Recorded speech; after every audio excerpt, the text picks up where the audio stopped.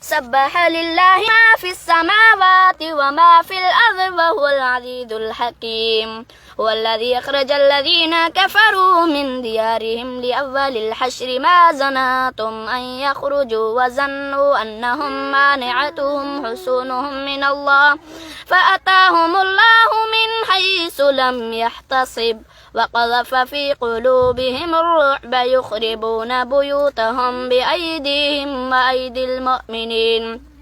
وأيدي المؤمنين فاعتبروا يا أولي الأبصار ولولا أن كتب الله عليهم الجلال عذبهم في الدنيا ولهم في الآخرة عذاب النار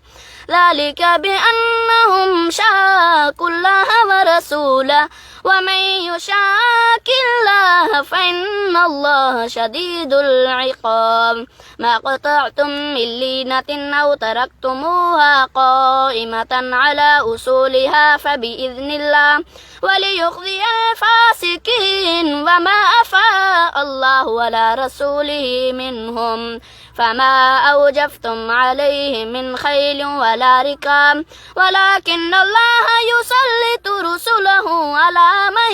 يشاء والله على كل شيء قدير ما أفاء الله على رسوله من أهل القرى فلله وللرسول ولذي القربى واليتامى والمساكين وابن السبيل كي لا يكون دولة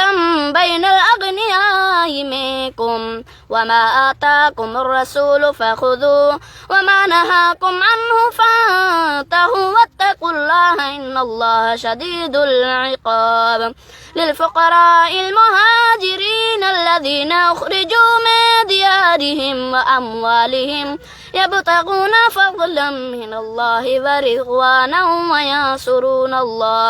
وينصرون الله ورسوله